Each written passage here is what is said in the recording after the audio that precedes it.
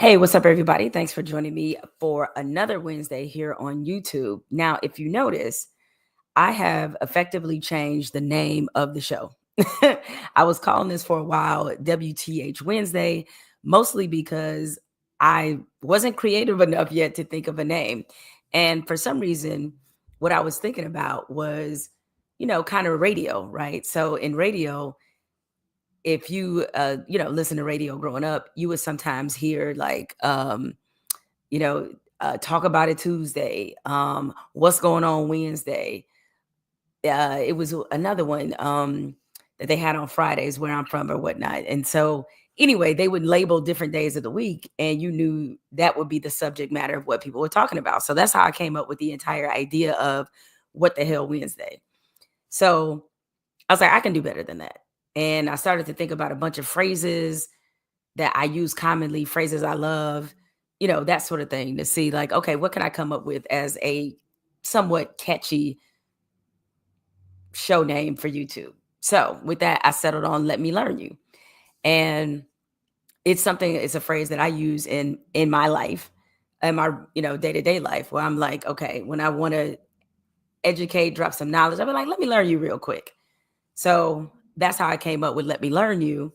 And then on top of that, I thought it would serve as like a really good double entendre, just in the sense of not just let me learn you in terms of let me educate you, but also let you educate me. Let me actually learn you. Let me learn what's going on. So that's my story and I'm sticking to it. So as of now, that is going to be the name of this weekly show. It's called Let Me Learn You with Jemele Hill. I want to thank all of you joining me in the chat. I know you guys will be steadily streaming in. I got a whole lot that I want to get to today. Also have one of my friends and a journalist whose work I respect. The journalist, I know a lot of people who they respect as well. My man Howard Bryant is going to join me shortly as we discuss what is happening. Not just what is happening, but we're specifically going to discuss the 5-year anniversary of the murder of George Floyd. Now, I don't know if you guys have peeped this, but when you think about how the sports world responded in 2020 after the murder of George Floyd, it was protests, a lot of athletes were being vocal, a lot of athletes finding their voice. And year by year, we have seen, I think, a retraction. And now I think we're in a full retreat where you don't see as much you have athletes who definitely speak out for sure. But I think that there has been a tempering of the sports world when it comes to speaking out about social justice and about other issues that they, may care about, that issues that are flashpoints in this country. I think we see a whole lot less of that. So Howard and I are going to jump into that and just talk about what the impact has been on the sports world in the post George Floyd era. But before I get to George Floyd, I have to start with the WNBA. Y'all, I hate admitting this, but it's true, is today I got baited. I got baited into a discussion, debate, a conversation that I had not engaged in at all. And I think, like most people, you respond when somebody accuses you of doing something that you didn't do. You naturally want to defend yourself. I get accused of doing things and saying things that I never say all the time. And generally, I just like to let it roll and I don't let it bother me.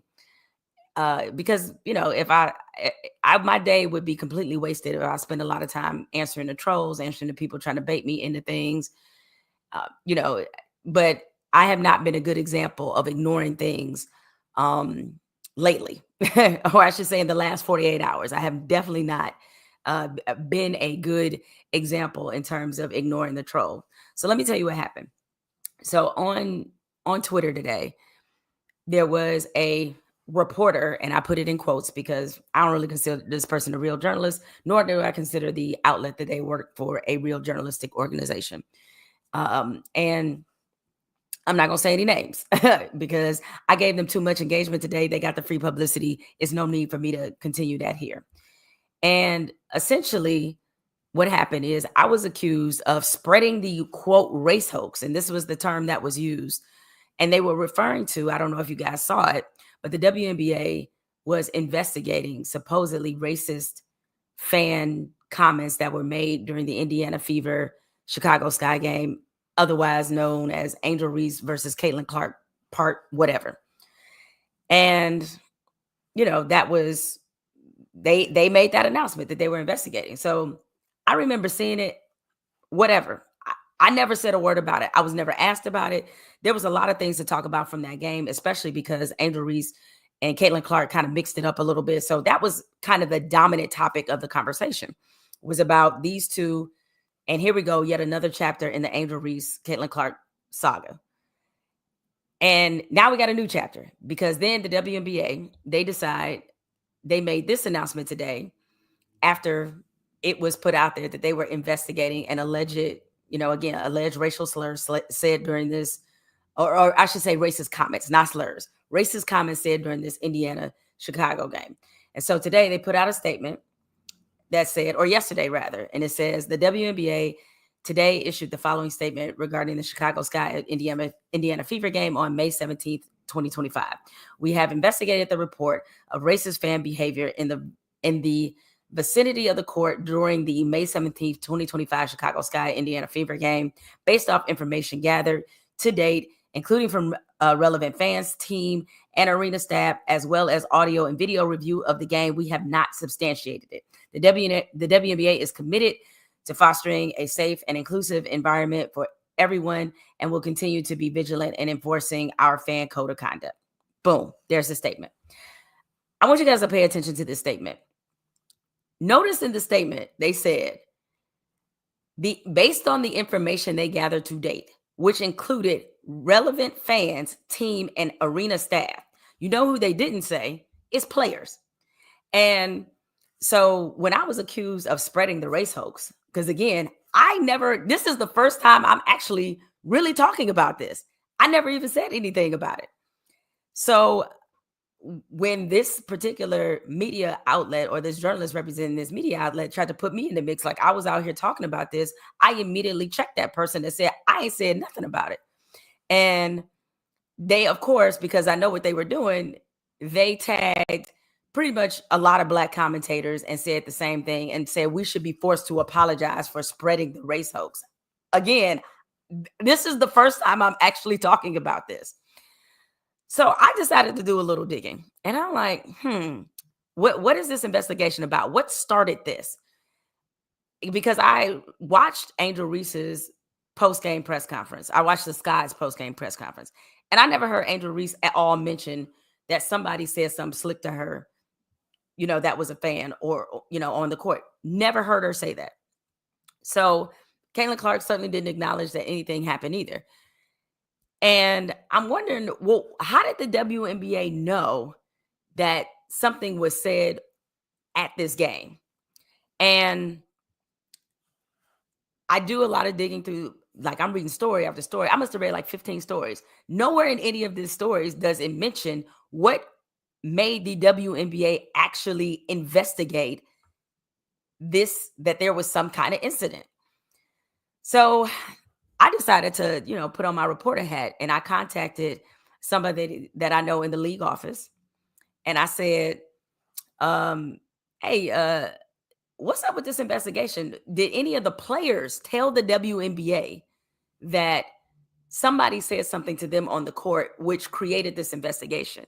Now, before I get to what my source told me, remember that last year there were, like the Sky in particular, they talked about how they encountered some racist fans at their hotel. There were other reports of incidents of racist things being said, not just to Chicago, but to other players in the WNBA. And a lot of people criticized the WNBA because they felt like they were not doing enough to protect the players and weren't doing enough to address the situation, of which I agree. They were not. And so coming into this season, it was clear that the WNBA as a league was going to try to do a better job of addressing this situation. So, okay, that's fine. That's what they should do. So now comes this investigation during what is one of the marquee games, 2.7 million people watching this game. And when I asked my source, well, did any of the players ask for this investigation? And they said, no, we don't know who told the WNBA to investigate and look into slurs or, racist comments that were said at the game. And I'm like, okay, so none of the players said anything. To my sources' knowledge, none of the coaches on either team certainly didn't say or ask for the WNBA to investigate. So what are they investigating and why? So, like any intrepid reporter, I go to where you can find the information, TikTok. And when I go to TikTok, I see that there is a whole lot of TikTok videos about supposedly Indiana fans allegedly, let me not even use supposedly, let me use the word allegedly. Indiana fans allegedly making monkey noises that were directed at the court at the Chicago players. So from what I can glean so far is that the WNBA investigated this based off what people were saying on TikTok. That's the only answer I got. And the sloppy way they handled it, now, if you go to social media, you'll see people calling Angel Reese Angel Smollett, because she was asked about, and this is a day later, she's asked about, what do you think about the WNBA looking into some racist comments said at the game? And she's like, oh, I feel so supported, blah, blah, blah, blah, blah. She never says in any of her comment, hey, yeah, this is exactly what happened. She just says she's happy for the support and that nobody should have to face racist comments. That was the gist of what she said. And all over across all the usual right-wing places, they calling her Angel Smollett. Angel Reese did not report this incident. Angel Reese didn't ask the WNBA to investigate this incident. None of the players did. And in fact, just to make sure that I wasn't crazy, I called a second source of mine who, I'm trying to think of a good way to describe them, but let's just say they're close to the situation. I called a second source of mine and I said, hey, something ain't adding up here. Why is the WNBA, why did they take it upon themselves to investigate this? And they told me flat out, because of how the WNBA has handled things before. They were like, the players won't talk to them about things like this. And as far as they knew, none of the players said anything. So it seems as if the WNBA handled this so poorly that they created, in their rush to protect their players, they actually made the situation worse by following cues from social media to investigate a alleged racist incident that never happened. That's the bottom line. And now, instead of the league getting all the criticism, Angel Reese is getting all of the criticism for something that the league decided to do. Anyway, I will have more to say on that later on in the show. But if you're seeing this from other channels, in terms of other social media networks, that's what's going on. And the WNBA, as unfortunately has been the case since we've seen this popularity explosion, they seem very ill prepared for the moment. And that extremely ill prepared. They're always caught reacting. They're always sort of caught in this mode where they don't understand what's at stake. And they, frankly, because I think they've been allowed to not have to really answer and to be accountable, that now they're being exposed as a league that really kind of needs to get their shit together. So that's that. All right. And now I'm going to pivot, because I told you guys at the top of the show that I had one of my dear friends who was joining me. He's a celebrated author, a wonderful journalist, a good friend, and somebody who's quite funny. And people really need to realize this about him, because I think people often see you as very serious, Howard Bryant, but you are a you really are a funny guy. I feel like Joe Pesci right now. What's so funny about me? No, I'm saying you have a good sense of humor. I was doing Goodfellas. I was doing Joe Pesci. Oh yeah, you said what's so funny about me? Exactly. Funny how? Yes. Yeah. Well, Howard, thanks for spending this time. Of course. As you probably heard the last rumblings of my rant about the WNBA. I did. Yeah. Such language. I know. But such language. You're right though, because essentially what sounds like happened. I mean, you can't do any sort of investigation off of what you see on TikTok. You know how easy it is to manipulate a video?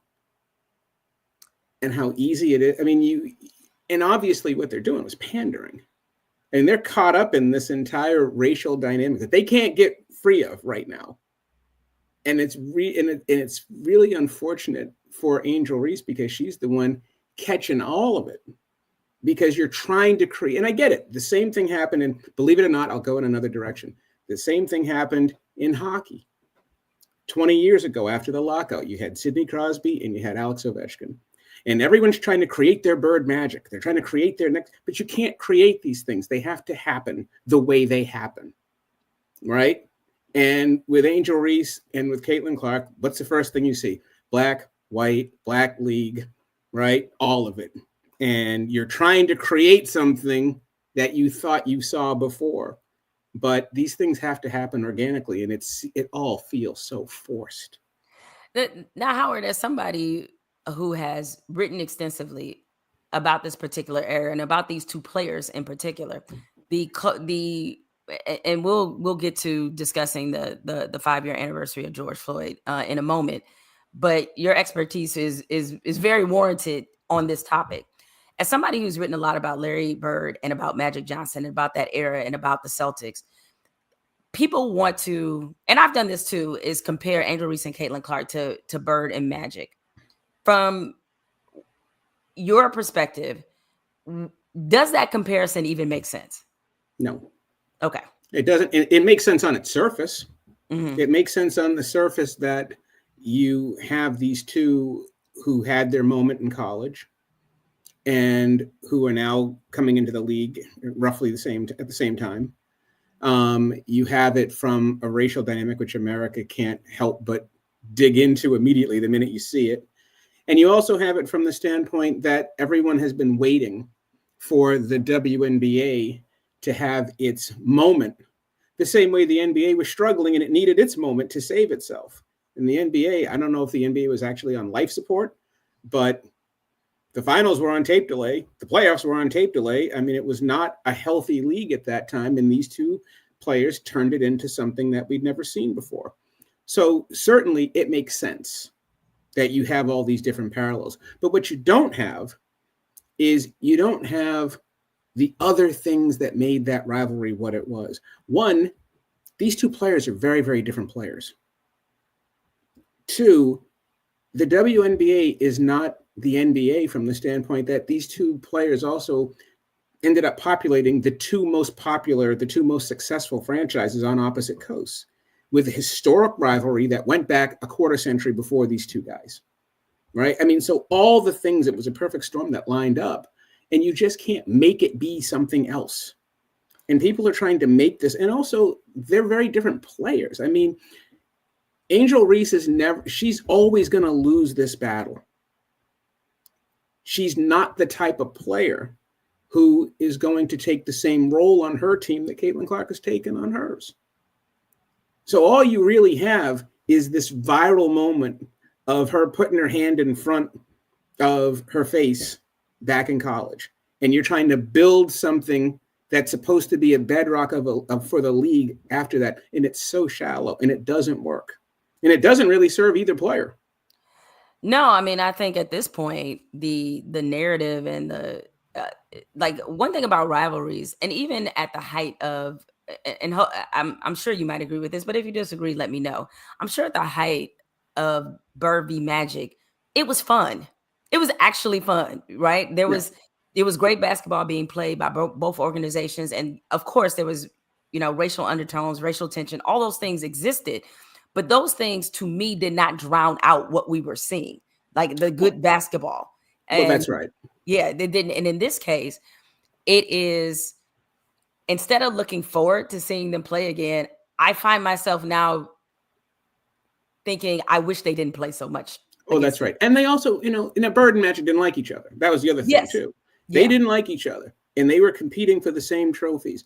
And the thing that made the Bird Magic rivalry so interesting, which is very, very different than today, is it also was happening in an extremely conservative period in the 80s where people were trying to tell you that what was happening wasn't happening, right?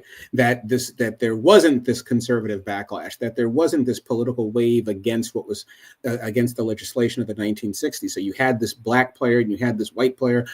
And then you start to see after 84 a finals that, of course, Magic should have won but lost. That now they do the Converse commercial together, and now there's a harmony, and now there's a oneness that these two guys start talking, and they realize that they're both Midwestern boys who actually have more in common than they have difference. And so that's what really sort of turned these two, that there was a Nadal Federer thing going on there, where these two hated rivals and these two hated fan bases both kind of come in together. But that's not happening here. These two don't even really communicate with each other. They don't really like each other. They're not even in the same universes. What's really happening here is there's a racial conversation taking place through the two of them. Yeah, and that's what's happening. They are the proxy for a conversation that nobody actually really wants to have out loud. Right. And the other piece of this, I'm sorry, Jemele, the other piece of this that nobody also wants to talk about, that I felt immediately, was there is also a need, whether people want to articulate it or not, was that you were going to take the queer Black women's league and use Caitlin Clark to make it a white hetero league. Because the thing is, college basketball is a white girl ponytail sport for the most part. But the WNBA is a Black queer sport in terms of its dynamic and how it's sold. And so you look at Caitlin Clark and you go, there's money here to straighten this league out. I got the double entendre. What I'm saying, but these are the things that don't really belong to either one of these individuals as people. But this is the conversation taking place around it. And if you can't take these, all of these data points and put them in and confront them, then all you're going to have is these two players who don't really live in each other's orbit. Because Magic and Bird don't live in each other's orbit until you play for a title. The reason why Caitlin Clark and Angel Reese are even talked about in the same categories because there was money on the line. They were playing for a championship. They were playing in the tournament. So until you get that in the WNBA, where they are both the superstar of the signature franchises of their sports, then all of this is just sort of misdirection. Yeah, I agree with everything that you said. And I will add, I think the complication of gender is also clearly at play here. 100%. Because, 100%. What is also clear too is that people have not either accepted or understand or just have very strict ideas with how women should compete. You mentioned how Bird and Magic didn't like each other. And there seems to be some resistance that Angel Reese has to like Caitlin Clark and vice versa. Really, it's really one-sided. It's one direction. It's a one-way street here. And it's not just Angel Reese. It's this idea that because Caitlin Clark has been able to bring enormous attention to this league, that the Black players in the league that were holding this league up and building its foundation, that they need to serve in deference to Caitlin Clark. And they owe her. Exactly. And they owe her. And that's a much different dynamic, than what we saw with Magic and Bird. In fact, it's not even different. It's the precisely polar opposite, because one of the things that Bird used to say all the time was, I wanted to prove that a white boy who couldn't run and couldn't jump could play in this league. He wasn't trying to change the culture of the league. He was trying to fit into the league and compete with it. He was trying to say, look, I belong here. He wasn't saying, hey, take me and I'll change the entire culture of the league. Now that did take place, but that took place away from Bird. That's what the fan bases were doing. That was what the league was doing. And even then, no matter how big Larry Bird was, even when Larry Bird won 3 straight MVPs, even when the Celtics won 3 titles in that decade, Magic won 5.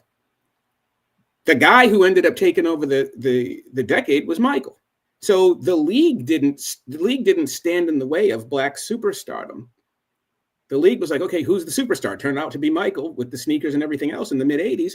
And then he scored 63 in the Garden. And then that was now your new superstar. But what's happening here is there seems to be a desire on the part of a lot of the punditry as well to say, listen, here's your moment. You've got your white superstar who is bringing eyeballs to the sport, who's bringing money to the sport, who's also doing something else, who has taken women's basketball and making it look something more accessible to the men because of Steph Curry, right? The difference between women's basketball and men's basketball is one is a vertical game and the other one's a horizontal game. But now Caitlin Clark and Steph are both turning basketball into a horizontal game. So when men watch the WNBA and through Caitlin Clark, it's something they can relate to. And so with all of these different dynamics happening, right, you are placing so much on these two people who actually are not in each other's orbits yet. Now, when they play for a title 3, 4, 5, 6 years, different story. But as of right now, this conversation is taking place without them. Yeah. I mean, they're both have become avatars for different things. That's right. So it's made kind of this early part of whatever is building or not building between them much more exhausting. Okay, That's finally. Right. Want to pivot. Well, it actually ties into the WNBA, just not these two players. Don't notice if you noticed this, Howard, but I mean, I know you were aware that this is the 5-year anniversary of the murder of George Floyd. And one thing I noticed, and I think I'm right about this, the only sports space in which this was recognized was in the WNBA when the Minnesota Lynx, and it makes sense because obviously George Floyd was murdered in Minneapolis, but they were the only sports team, to my knowledge, to acknowledge the anniversary. Nafisa Collier, MVP candidate, she asked the crowd for a moment of silence for George Floyd and recognizing that he was murdered, 5 years ago on that day. That's now, right. Howard, 5 years ago, we saw the sports world really become active socially, politically behind what happened to George Floyd. Since then, and you certainly can challenge and correct me on this, it feels like everything has regressed. They're not as active. They're not as politically outspoken. Like they went in the opposite direction. What happened? What has happened in the sports world since then? Yeah, well, how am I supposed to argue that? I mean, not only do I not argue that, I emphasize and double and triple and quadruple down on it. They disappeared.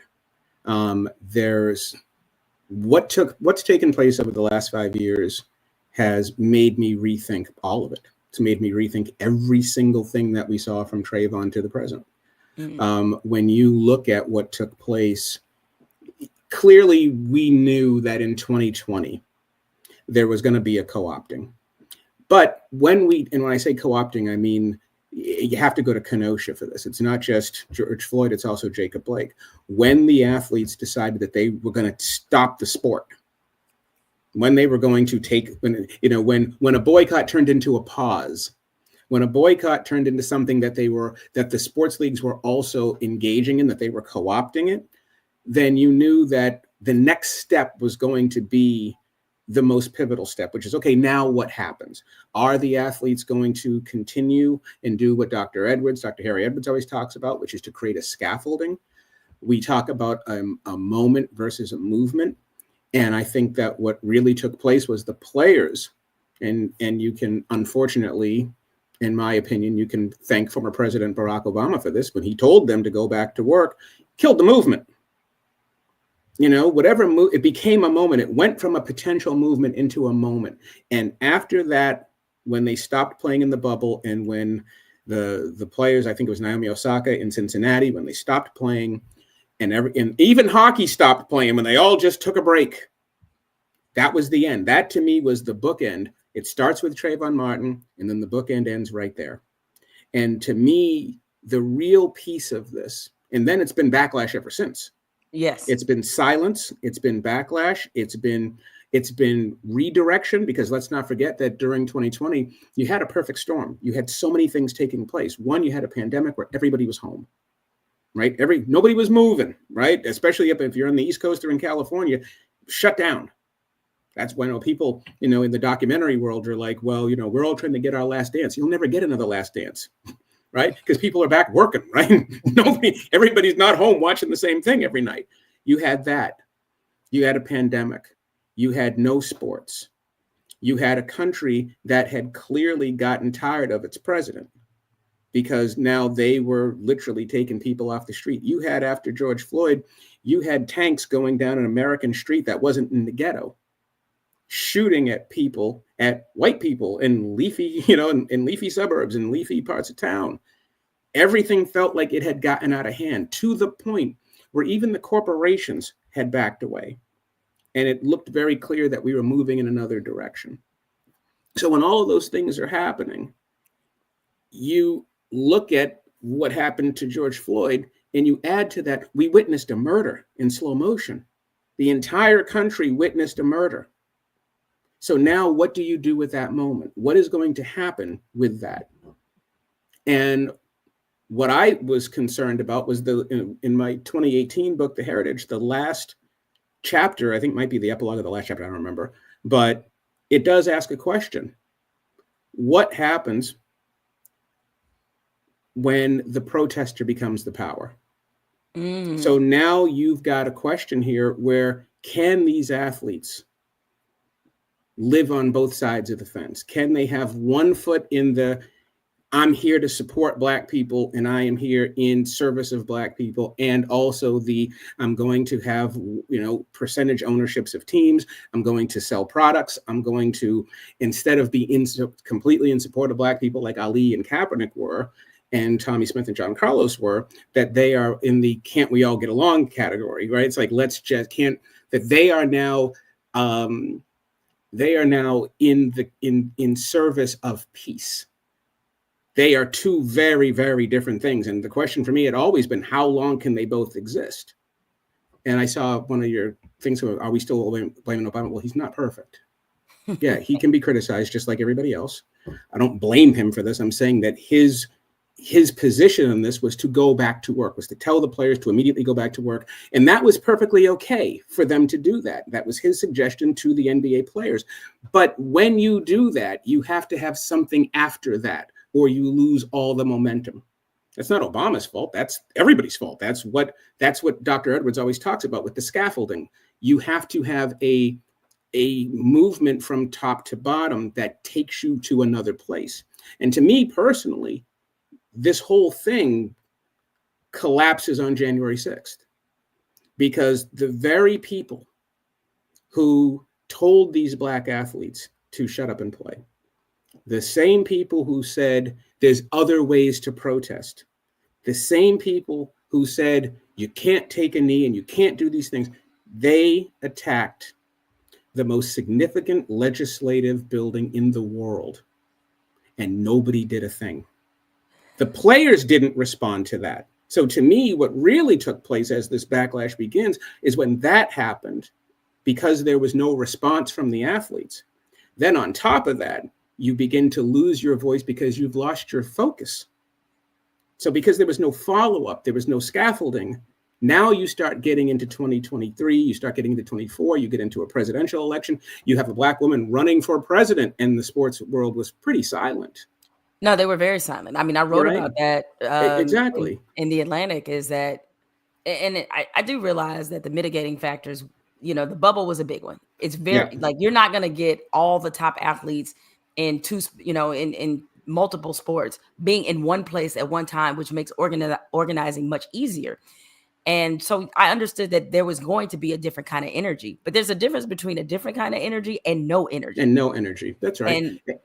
And you have to have that scaffolding. And when I say by scaffolding, and what Dr. Edwards means by scaffolding is you have to have an ideology here. You have to have a strategy. You have to have you have to say, here's not just why we're here, but here's our aim. What is your goal? What do you want? And if you notice now, even right-wing politicians, and now they're making fun of George Floyd. They're ridiculing George Floyd. They're questioning, they've turned one of the saddest, most horrific moments in this country's history, one of the most outraging moments, witnessing, literally, we watched a man be killed. We didn't watch a man be shot. We watched a man be suffocated.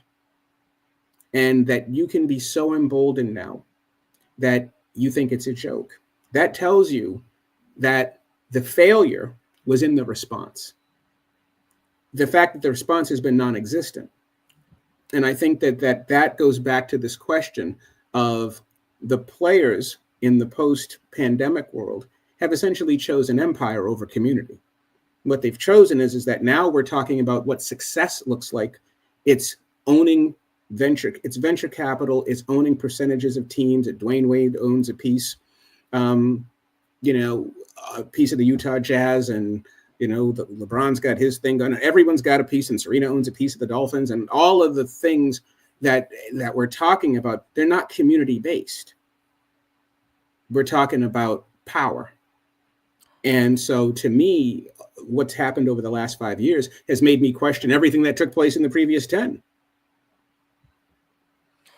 Because and that has been a constant conversation in our community, but I feel like in present day, it's even more of a conversation because there's a lot of Black people in general that think that capitalism is going to save us, right? That who should know better, and there's just too much history that supports that in the other direction. But I think that's also partly an American thing, is that one of the reasons these systems in America stay in place as firmly as they do is because Americans don't seek to break the system. They seek to make enough money so they're not inconvenienced. Yeah, they want more of it. Exactly. And that's exactly right. And that is the reason why you have so much resistance. And that resistance is against any sort of capitalist critique. The argument here has always been, it's not that people have stopped criticizing capitalism. It's not that.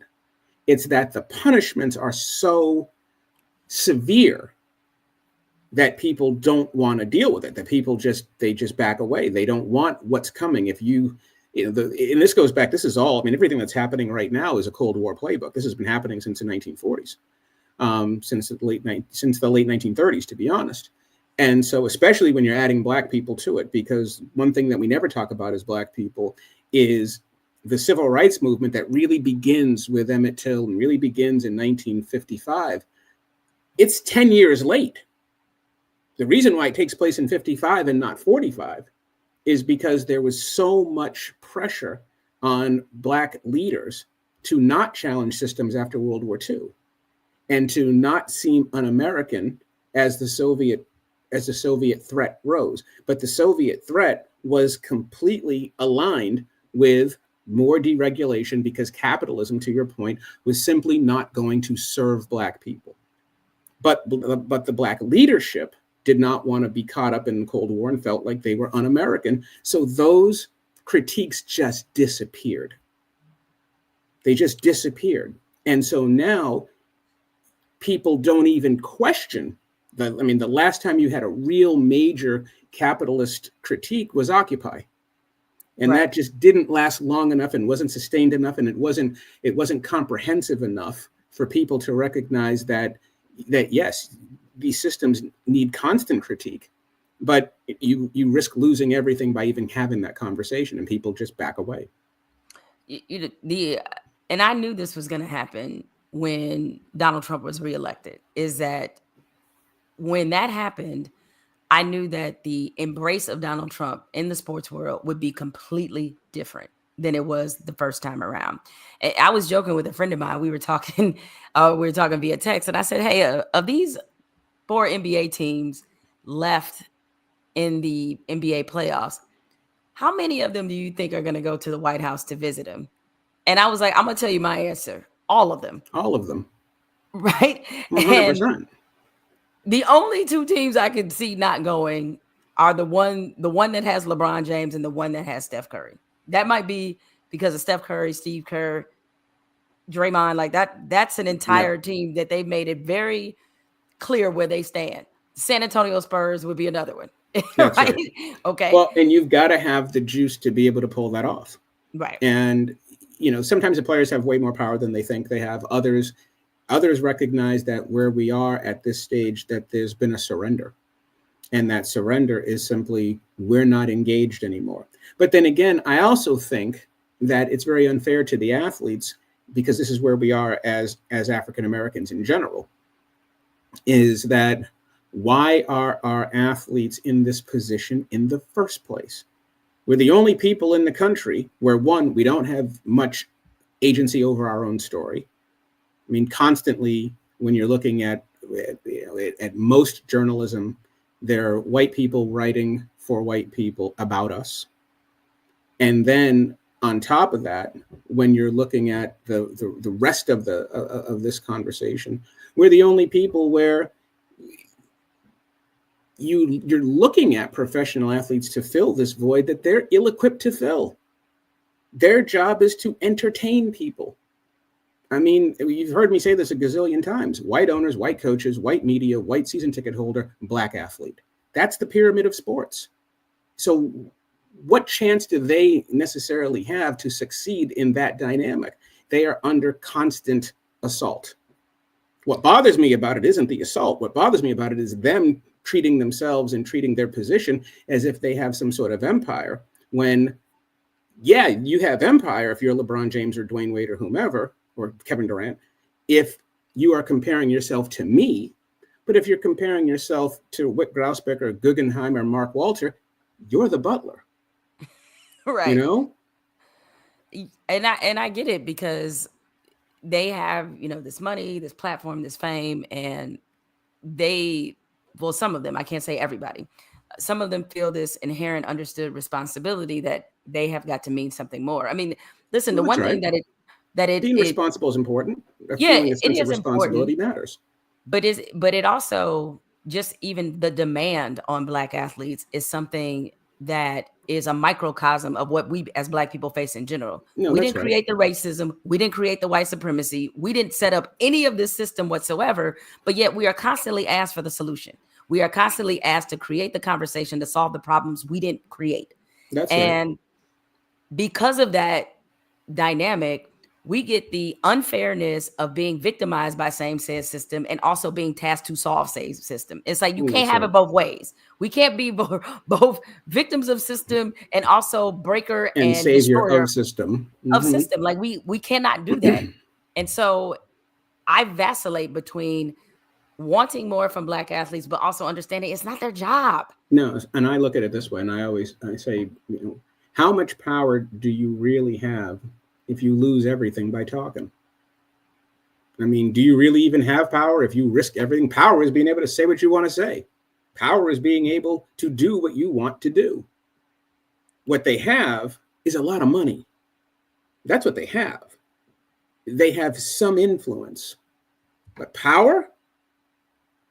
Let's redefine what power is.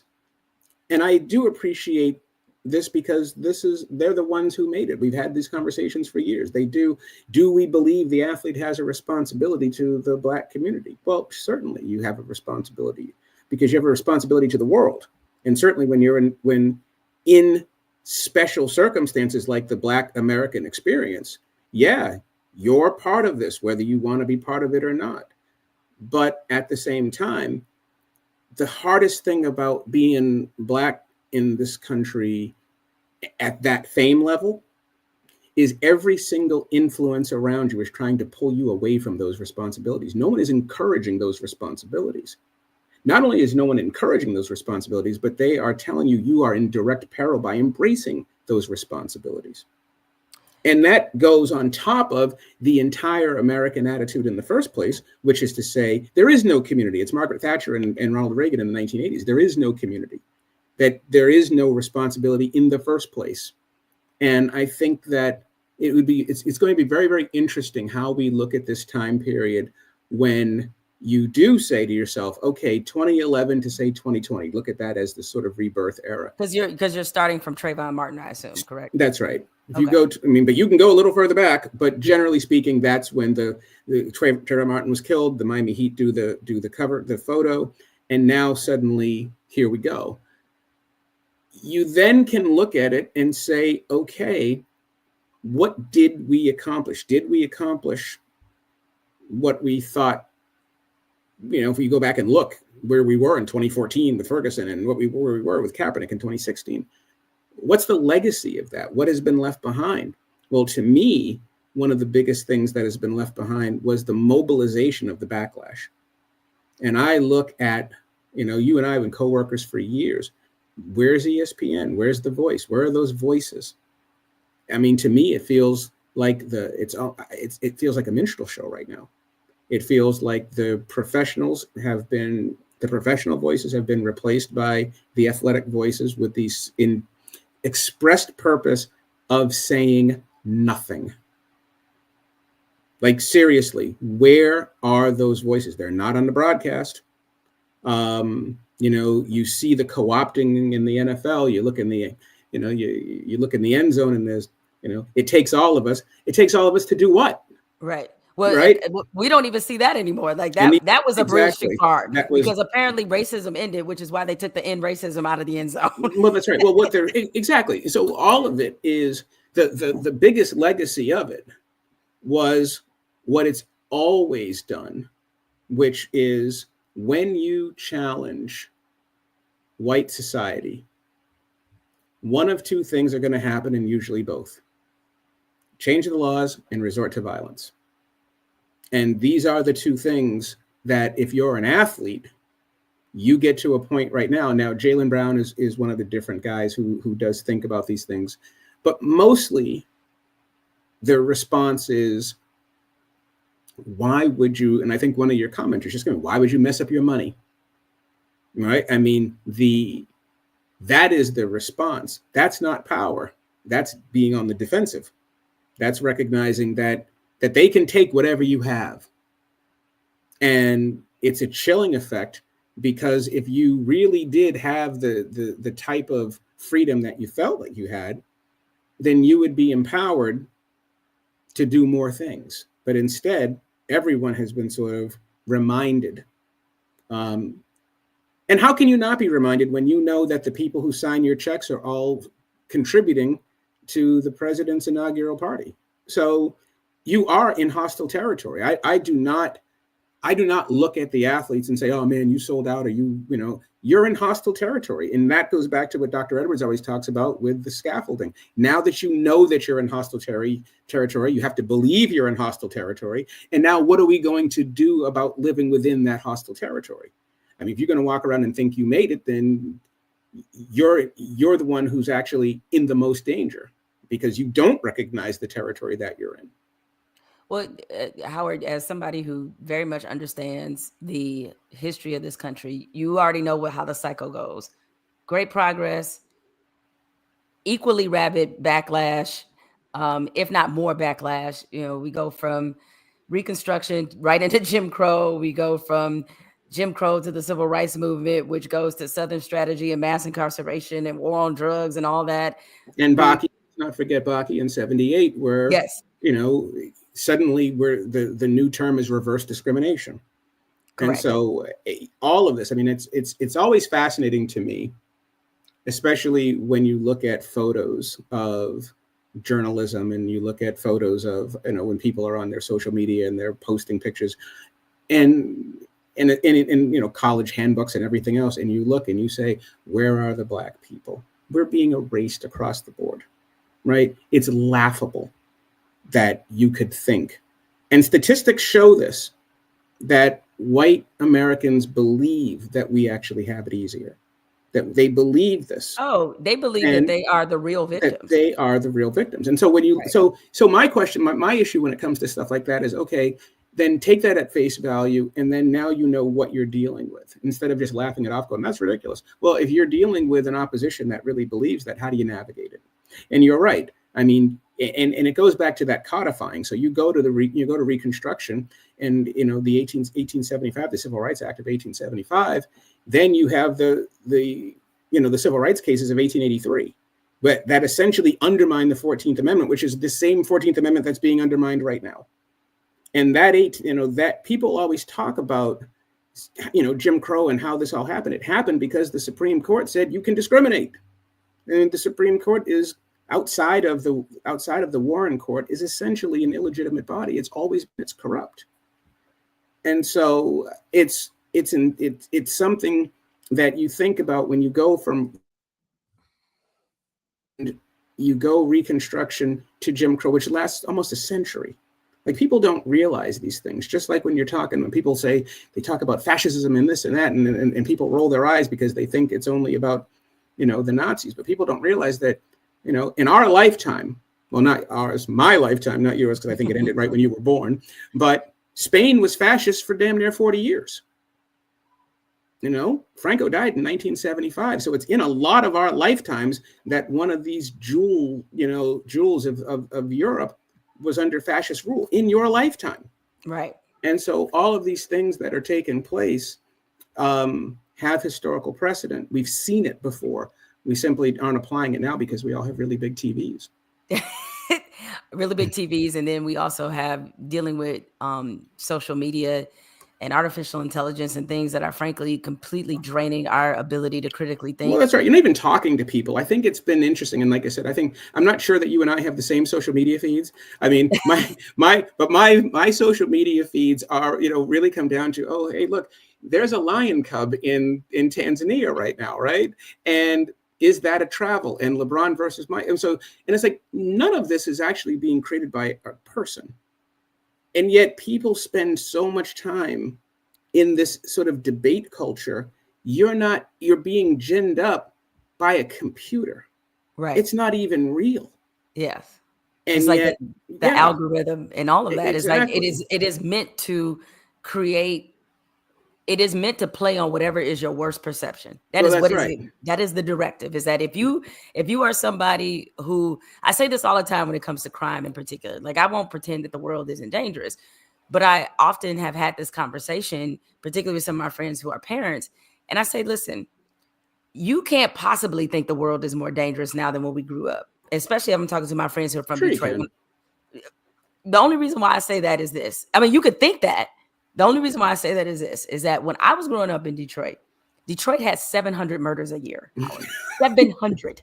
Okay. 700. It was during the height of the crack era. All right. Like we were knee deep in it. We were the Carter Apartments from New Jack City. New Jack City, right? Detroit now is some of the worst places that you wouldn't even roll your window down in. I see white people jogging down the street. That's and I'm like, it's maybe Detroit had last year its lowest crime rate, its lowest murder rate in 60 years. Okay. There's maybe about, and I don't mean to minimize it, it's about 230 murders in Detroit last year, roughly around that. And I know that which is very unfortunate for those 230 people. It is extremely unfortunate. I was going to say, let's also not lose sight of that. And I agree with you. I agree with you 100%. And what I was going to say was, I don't think we're clearly safer now than ever before, but what we have now is more information than ever before. Exactly. And all that information, it's distorting information. It's not even necessarily accurate information. And don't tell me when we were kids, everybody knew who you had to avoid. Growing up in Boston, you knew, not to go over to that dude's house. We knew not to talk to that. You always knew. And that didn't matter whether you were in Black Dorchester, where I grew up, or White Plymouth, where my family moved to afterwards. We all knew who the crazies were. You all knew how to avoid what was out there. And on top of that, today, you actually have parents who will listen to their children. When we were kids, they threw you out there.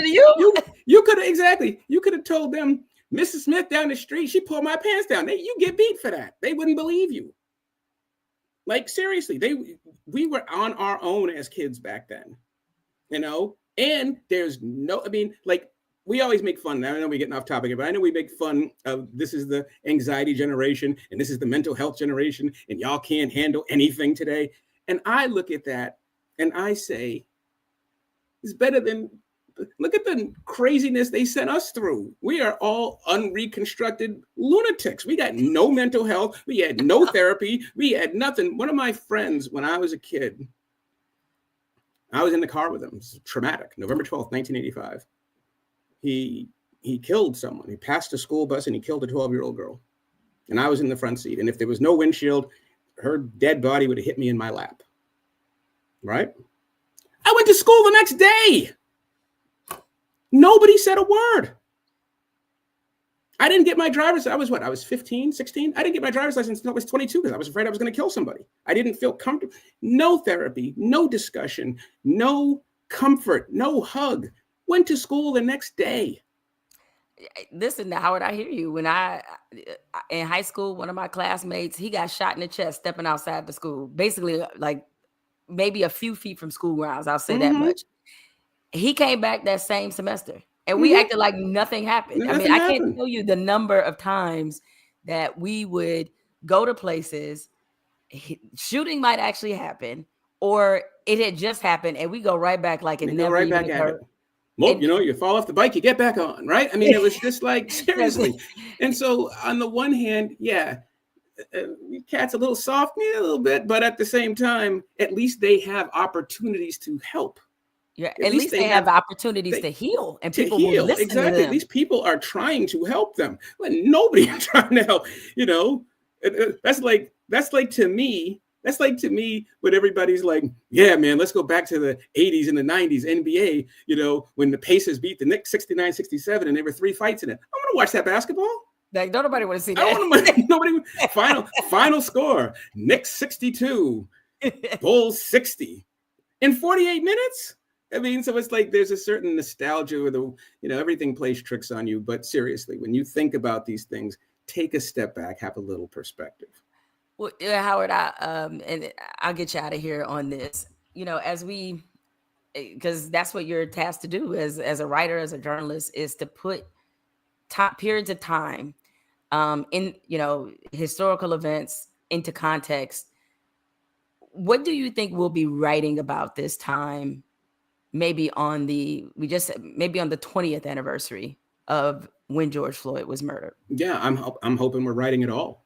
That to me is the real issue. I mean, more than anything else. I walk into bookstores and I go into sports sections and I look and see how many Black writers are allowed to write about Black subjects. We're 80% of the NBA, 70% of the NFL, you and I have talked about this, that we're only 12% of the population, 12.5% of the population. So it's very difficult to overwhelm the way, if you're Irish in Boston, you can take over the political machine there because you've got the raw numbers to do so. The problem with Black people is that we're 12% of the population, but we're not 12% of the culture. We're an enormous, enormous part of the culture. And yet we don't get to talk about our own narratives. We don't get to shape our own narratives. Instead, your books are being banned. You're losing opportunities to write about the subjects that are important to be heard from your perspective. And the reason why it's difficult to be heard from your perspective is because when white writers write about Black subjects, they are considered neutral. When Black people write about Black subjects, they're considered partisan. People don't want to hear from us because we're the threat, we're the indictment, we're the mirror. And once again, you listen to the politics of today, and the politics are, you don't want people to feel bad about themselves. That's just code for we don't want Black people telling us their experiences. We will hear the experience. We don't want to hear it from them. And that to me is going to have a great effect on how we view this time period, to the point where, we may go back, and that co-opting is real. We may not talk about it at all. I was stunned last year that we had hit the 2024. It was the 10th anniversary of Ferguson, with Michael Brown and everything. Not a word. Not a word. And Americans love big, round milestone numbers. Yeah. We commemorate everything. And not a word. And I sat back and I said, and I made a strategic choice. I was like, okay, do you want to write about this? And I was like, yeah, I do. But I'm going to write about it in my time in book form, because it was very obvious. No one even asked. Like, an editor didn't say, we love our anniversaries, and not even, you didn't see anything. And what does that tell you? It tells you they don't want to hear from us. So what are you going to do about that? So now it's very important for us to recognize that controlling those narratives, or having a say in those narratives, is more important than ever. Well, Howard, I'm sure you heard this phrase before, is unfortunately the people who get the victory get to write the narrative. No, that's The right. narrative is written by History the is written by victors. the winners. That's It's right. written by the winners. And that unfortunately is, which could be an entire another hour-long conversation, is about how we are effectively losing our place as storytellers, as journalists. And because of that, what this time is then turned into, whose perspective it is going to probably not reflect Well, that's right. what it We're should. actively, and I think that's the hard part. We are actively being erased. Correct. Yeah. Actively. And I look Mhm. at it this way, right? I'll just get off on and leave on this, right? In order to be on TV, whether you're looking at Fox or whether you're looking at ESPN or any of the sports stations, TNT, whatever, for the most part, the Black people, and it's now happening with the women as well because of the WNBA. And so now when you're looking at even the Black women who are on the air, they're former players. They're either high-level D1 players or they're ex-professionals. You know, look at the French Open coverage on TNT. You've got Sloane Stephens and you've got Venus on there. So the first barrier to entry is you have to have the world-class ability to play in the sport. It is impossible then, if that's the first barrier to entry, for Black people to have a voice. So only the ex-athletes are going to be able to talk. That is not true of anybody else. You know, you look at Shams, you look at Woj, you look at Ramona, you look at, Wendy, you look at all. There's still room for white journalism. Now they're getting erased at a certain level too because the athletes are taking over everything, but there's still room for them. The information comes from them. And the Black voice is from the ex-player. And so what that says is the executives, they're simply looking at it from a raw number standpoint. You're here to entertain, so you get the high-level voice, but we trust the information from the whites. From the white And people. also when you take away the columnist voice or that perspective voice that you had and that I had, when you take that away, you're also neutering the Black athlete whose historical civil rights piece is what made sports important in the first place in the 20th century. The only reason we care about baseball is because of Jackie Robinson. Otherwise, it's just another sport. The only reason we really care about basketball is because of Bill Russell and Oscar Robertson and Elgin Baylor. You know, the only reason we're really talking about the WNBA in a lot of ways was Maya Moore, you know, and Renee Montgomery, which gave those sports importance. And that importance is being taken away. Well, that is a mic drop if I ever heard one, Howard. Listen, thank you so much for joining me here on YouTube. I appreciate your perspective. As always, you make me think and continue to fight the good fight, man. We like the last of the Mohicans out here. There it is. Exactly. The Last of Us. Yes, you're right. We are. They can definitely do a journalism version. The Last of Us. The Last for sure. of Us. I'll see you later. Good seeing you. All right now. Thank you. All right. That was my man, Howard Bryant. Always someone who makes me think. I hope he did a good job of making you guys think as well. Make sure you check out his books. I mean, Howard is one of the most respected people in our profession. He has always led with, he's always been able to accurately put together, both history, current context, observational reporting. Like, he is a amazing person. So make sure that you check out his books. Truly miss some of the conversations he and I used to have. So real quick before I end this, it was a couple other little smaller things that I wanted to make sure that I got to, and appreciate all the comments that you guys made throughout. I tried to put up as many of them as I possibly could. I know this is like one of those subjects that you could just go on and on. But make no mistake, we will revisit it. And I largely agree with Howard. I was of the naive belief after 2020 that entire year, that moment, I thought it was a movement. And then very quickly, it was clear that it was not. And we have just, regardless of the sports world, we have seen a complete and utter sprint in the opposite direction, from black squares and promises by corporations and Roger Goodell out there cosplaying as a white abolitionist from the 1800s, talking about he's apologizing on behalf of the NFL for not listening to players. We went from that to, where we are right now, where you have Saquon Barkley cozying up to Donald Trump. And he was one of the many NFL players who cut a PSA. A bunch of them cut a public service announcement, telling people that, telling the NFL in particular, that they should have listened to players about some of these larger social justice issues. And, now he's in very cozy comfort with somebody who has, where the reports and the rumors are, is that he is thinking about pardoning Derek Chauvin, who killed George Floyd. So we'll see what happens next, because we're in a period of backlash.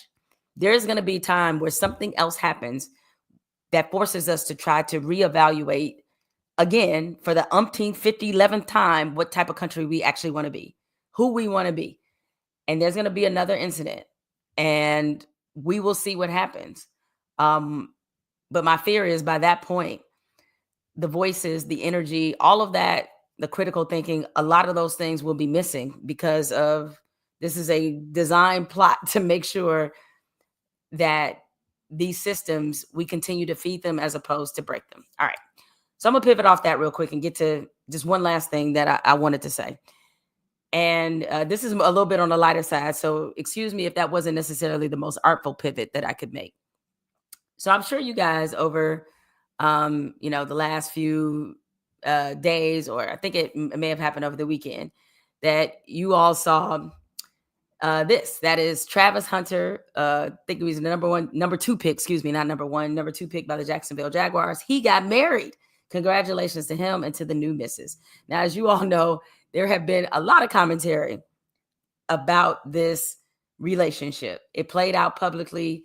I really felt awful for Travis Hunter, because he's still a young man. I cannot imagine what it would be like to have a relationship of mine become public fodder where everybody else has an opinion about that relationship. So there was a lot of people who, frankly, I'm going to just keep it 100, think Travis Hunter is making a mistake, that he is too young to, be married. And with this, with his wife in particular, there have been a lot of commentary after some old social media videos resurfaced and all of that.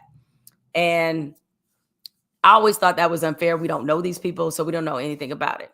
However, let's just say you think the worst of this relationship. Let's just say that everything you're thinking about why this won't work, why this is not a good idea, let's just say all of that is true. I then see this video today. This is of Stephon Diggs, who is on a yacht or a boat. I don't even know if it's a yacht, right? And so looks like he's surrounded in the company of young women. All right, no harm, no foul, is what it is. And then this happens. You know what that black square is? It's some kind of pink substance that Stephon Diggs is then passing out to these young ladies on the boat. We don't know what that substance is. It could be cough syrup. Well, it wouldn't be cough syrup because that would be liquid, right? I mean, I don't know. It could be Mike and Ike's. Hell if I know. It could be something. All right. And I couldn't help but think about Jayden Daniels' mama, who also has taken a lot of criticism. There have been entire diatribes and think pieces about her being a little, her name is Regina Jackson, by the way, Jayden Daniels' mom. And there have been so much criticism she's faced because we have seen her and Jayden out together. Everybody saw the video of her. She was at a USC game and Jayden Daniels and Juju Watkins are friends or whatever they are, none of my business. And so Mama came and sat between them and everybody said Mama was hating, Mama blocking, she too involved, she too this. You know, she needs to tone it down. Jayden Daniels' mother, Regina Jackson, is also his agent. And also, she's very involved in his life. And she's explained herself before, like, my son can date whoever he wants. I am not some helicopter parent, but I am in charge of his business. And I do have the wisdom of understanding that as a young man with a lot of money, there's going to be certain situations that he's in that he may not understand. So my job is to guide him and to hopefully be a resource if something happens. So let me just ask you this. Would you rather have a mother that you might perceive to be a little bit of a helicopter parent that's trying to warn you from eventual dangerous situations? Or would you rather see this potentially happening with your son? So I'm just saying is that for as much as people complained about Jaden Daniels' mother, the reason why she does what she does and that she is there in his life is because she don't want him to potentially wind up in a situation where you're like, what is happening here? Already, Mike Vrabel has discussed with the Patriots that, hey, we're aware of what's happening and we will be looking into this. That's why Jaden Daniels' mama is taking the role in his life the way that she is. And I know that, your parents, they can't be there with you always. The whole point is that you hope they give you enough sense so that you will be able to behave accordingly when they aren't around, that they build you with enough values and morals so that when that time comes and there is a decision to be made, that you make the right decision. And listen, we're not going to all make the right decision. God knows, as a young person, I certainly did not. I mean, it's shit I did in high school, I still ain't told my mama about. You know what I'm saying? I hope you ain't listening, mama. But yeah, I mean, it's part of growing up. It's part of life, is that sometimes, yes, you will actually have to learn the hard way. They're just hoping to minimize that as few times as you possibly can. But as somebody who has covered professional athletes for damn near 30 years, I can tell you that the situations that they are often in are things you could not possibly imagine. The compromises. I mean, I know some stories, okay? And so when I see Jaden Daniels' mom being more front and center and trying to guide him the way that she is, I can appreciate it because I know the types of situations her son could potentially be in. Situations that could cost him his career, situations that could cost him a hell of a lot of money.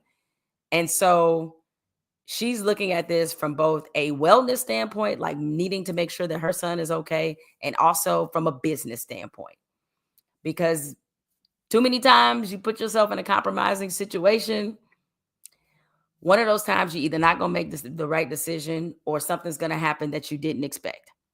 And so all I know is that there's a reason. And so I'm sure there'll be another moment where people will criticize her, but just think about these other situations that you see people in, and you tell me, again, what would you rather have? Would you rather have somebody watching out for them, or potentially them involving themselves in a situation that could cost them a lot of money and potentially their careers? So I'm gonna just leave it at that. Anyway, I just want to thank you all for joining me for another Wednesday. I'll be back next Wednesday. A note: make sure that you subscribe, make sure that you like, do all the good things to support. And let me know what you think about the new title name or the new name of the show. I said it's Let Me Learn You, because it's an opportunity for me to teach you something, or put you up on however I am diagnosing this world. Opportunity for all of us to learn from the people that I have on here, and an opportunity for me to learn from you. And so that's why I think Let Me Learn You is like the perfect title. So you guys let me know how you feel about that. And I will see you guys next Wednesday. Y'all be safe out there.